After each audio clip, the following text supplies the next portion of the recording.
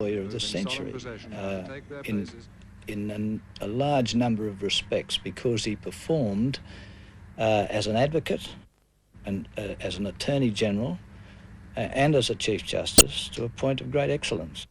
Garfield Barwick was a classic poor boy made good, going to the bar in the late 20s, building a reputation through the 30s, winning some landmark cases in the 40s. As a result, interstate airlines were allowed to compete, and the Privy Council in London disallowed the nationalisation of the banks. Today in Australia, regs openly preach their gospel, flout our laws. Declaring the Communist Party illegal was proposed by the Menzies Liberal government. Barwick, acting for the government, failed to convince the High Court to uphold the government's ban. But a few years later, he succeeded in defending the spy agency ASIO during the Petrov-Russian spy affair. In 1958, Menzies persuaded Barwick to stand for Parliament as a Liberal. Quickly, he was elevated to Attorney General and then External Affairs Minister. As a politician, he did some very conservative things, for example, in his amendments to the Crimes Act. On the other hand, he introduced what was at the time a great step forward in divorce law, the Matrimonial Causes Act, a real liberalising reform. He was always very keen on a Trade Practices Act, although he never got it through. As a foreign minister, he was much better on Indonesia than he was on Vietnam. There was always a contradictory record reflecting real contradictory values. But his unauthorised biographer, David Marr, sees Barwick's legacy differently. When he was Chief Justice, he recast the income tax laws of this country as though they were penal provisions, as though we weren't being taxed each year, but we were being fined each year. His view, as I understood it, always was, I'm here to interpret the legislation. I'm not here to legislate.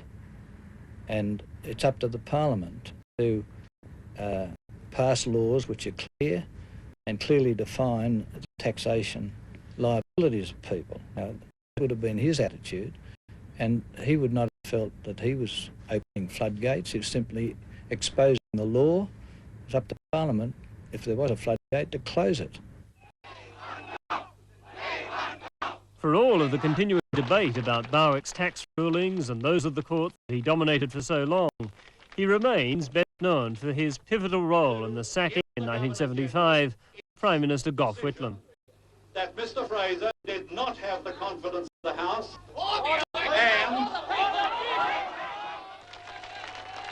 on November the 10th of that tumultuous year, Whitlam and opposition leader Malcolm Fraser were at dinner in Melbourne. Whitlam offered Fraser and some of his senior colleagues a flight back to Canberra. All this apparent good humour masked the bitterness of an intense struggle for power. The opposition had stalled the government's budget in the Senate. On the same day, the Chief Justice, Sir Garfield Barwick, was summoned to Admiralty House in Sydney. The Governor-General, Sir John Kerr, said he intended to sack the Whitlam government. Did he have the power? Barwick gave a written opinion, not just the power, he said, to sack Whitlam.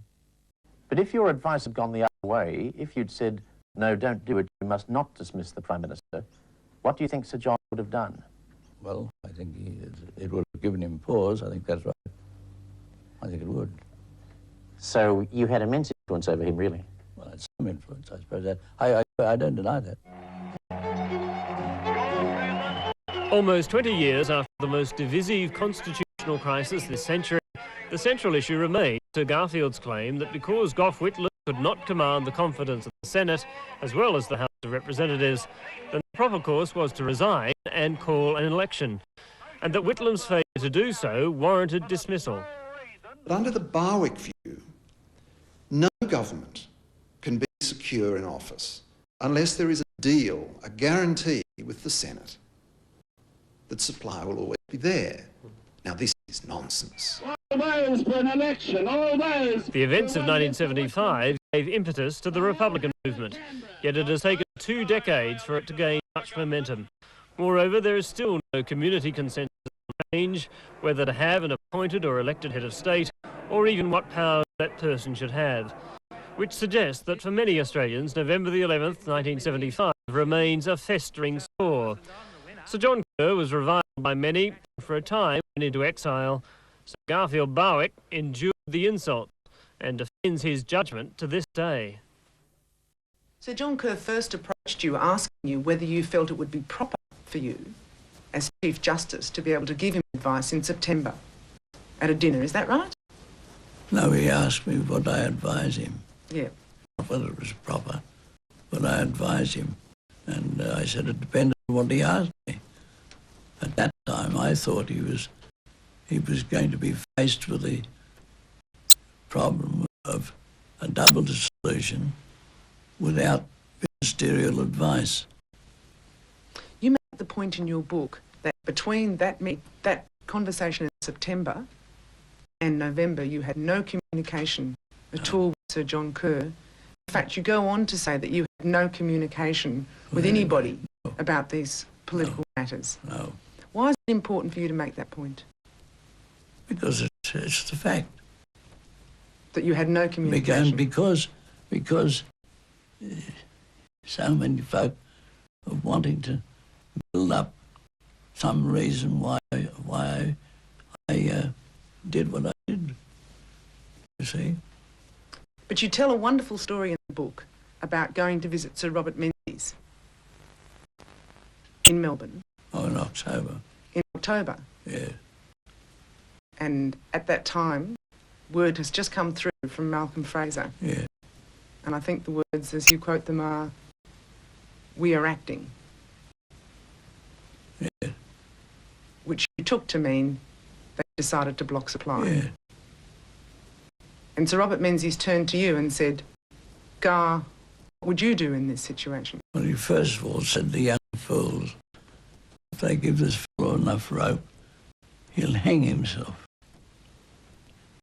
And so you took him to be disapproving of the action, disagreeing with their tactics? Well, I think that he thought it would be better to let Whitlam hang himself than to intervene. I think you think that's what he meant? Yes. And then he then asked me, what would I do? And I said, well, blocking supply is not a problem. The problem is that the country's in a terrible mess. And it's worse than Fraser thinks it is.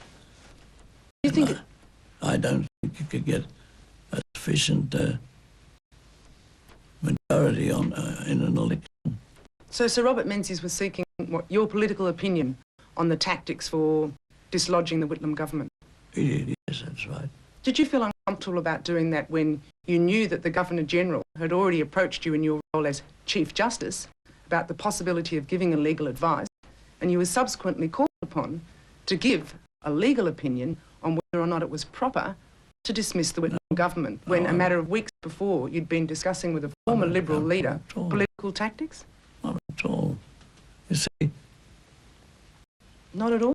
When I gave advice to Kerr, first of all, there was no court could have intervened in the matter.